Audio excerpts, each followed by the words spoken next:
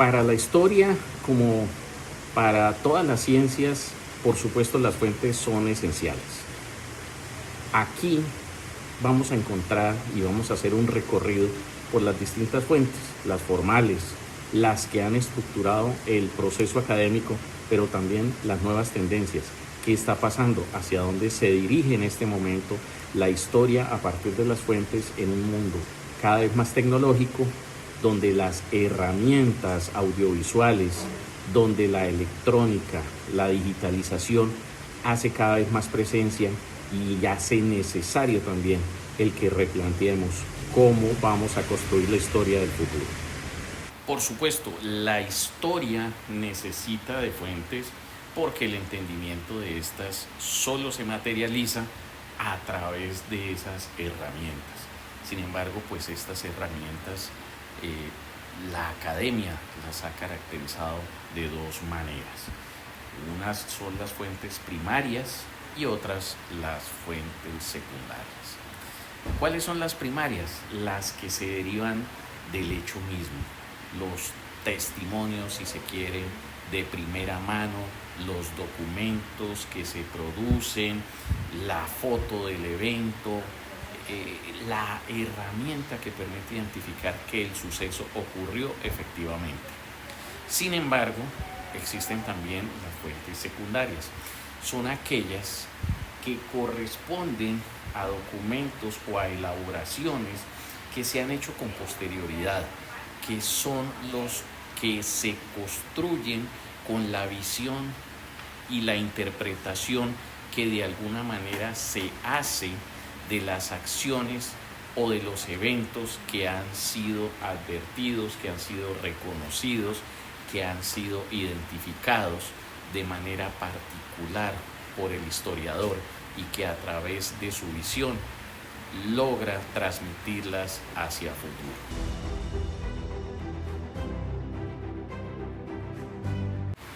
Por supuesto, la fuente secundaria, que normalmente es escrita, es una interpretación, como hemos dicho, suele ser la más recurrente y la más reconocida en el proceso histórico.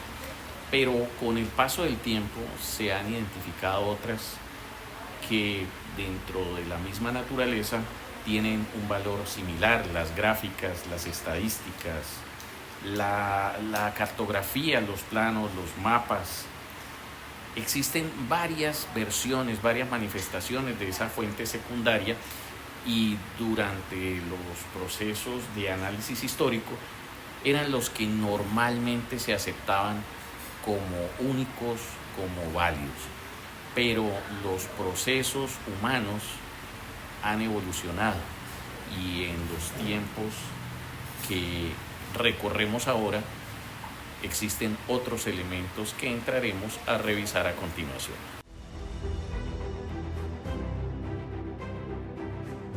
Cuando Heródoto de Halicarnaso le da el punto de partida a la historia, jamás se imaginó que se presentaría una herramienta como el cine muchísimos años después de su existencia, y que podría redefinir los procesos de análisis histórico a una visión sustancialmente distinta a como él la percibió.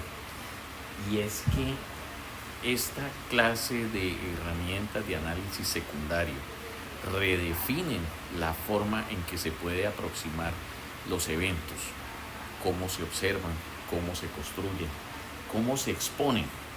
Por supuesto, el cine, al igual que los documentos, no son ajenos a la subjetividad de quien los elabora. No porque se haga una película se carece de objetividad. No porque se escriba de historia en un documento se cuenta con ella.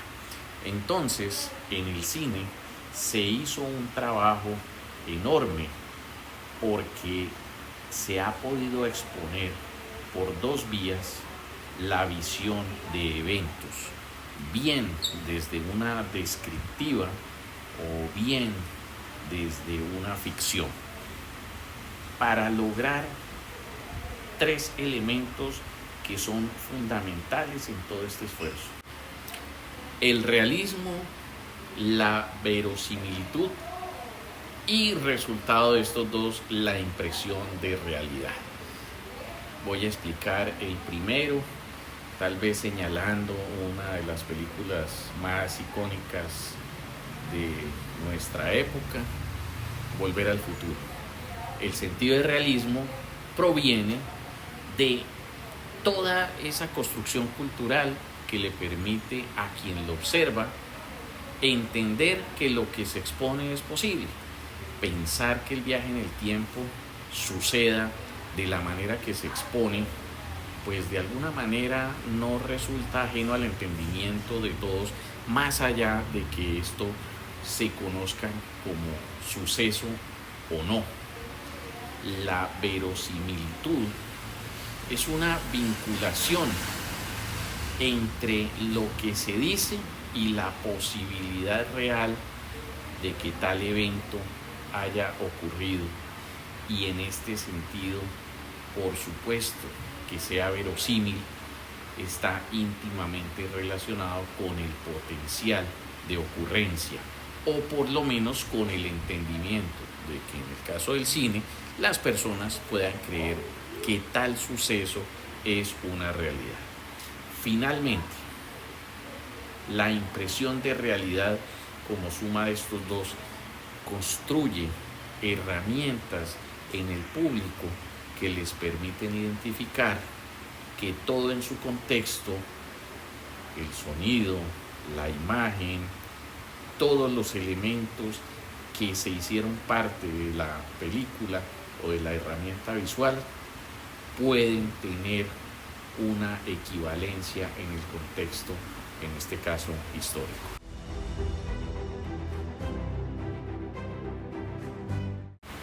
Pero la evolución en el tiempo ha traído nuevas herramientas para la información o las fuentes secundarias de la historia. Es así como la digitalización y los medios de comunicación en red aportan nuevos elementos y constantes volúmenes de información muy complejos de manejar.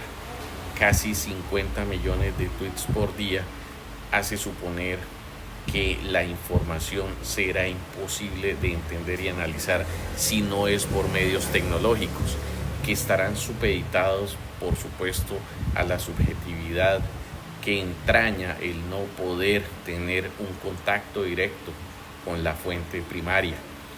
Pero además, la digitalización de documentos que le ha permitido a la humanidad tener mayor acceso a información que antes no se podría contar con ella, tiene también dificultades en lo que supone estos procesos y la falta de exactitud en la digitalización o en el entendimiento de la información, o en la limitación que supone el no poder tener ese contacto físico con los elementos que por estos medios digitales se propagan.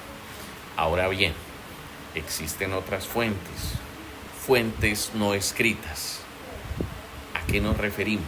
A toda esa serie de actividades humanas o de elementos que son construidos por el hombre y que muestran la esencia de su paso por un lugar físico en concreto y el dibujo que con ello hace de un contexto humano. Obras, pinturas, zócalos, dibujos, decoraciones, arquitectura, diseños, elementos todos que hablan de la presencia de una comunidad, una colectividad, un ser humano que escribe historia y que requiere para su interpretación unos ejercicios diversos a la simple lectura.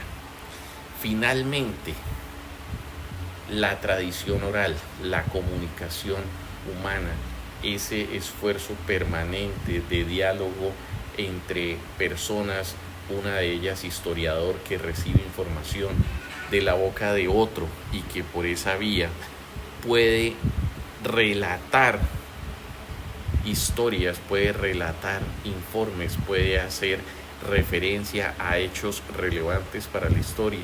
Son parte de las cosas que también tienen que ser tomadas con precaución, por cuanto la información no siempre se presentará homogénea, será afectada por el paso del tiempo, tendrá las consideraciones propias de la subjetividad humana de quien relata y en todo caso será parte de una herramienta que, si bien ayuda a construir la historia, al igual que las demás, debe tener una consideración crítica por parte del historiador que la recibe.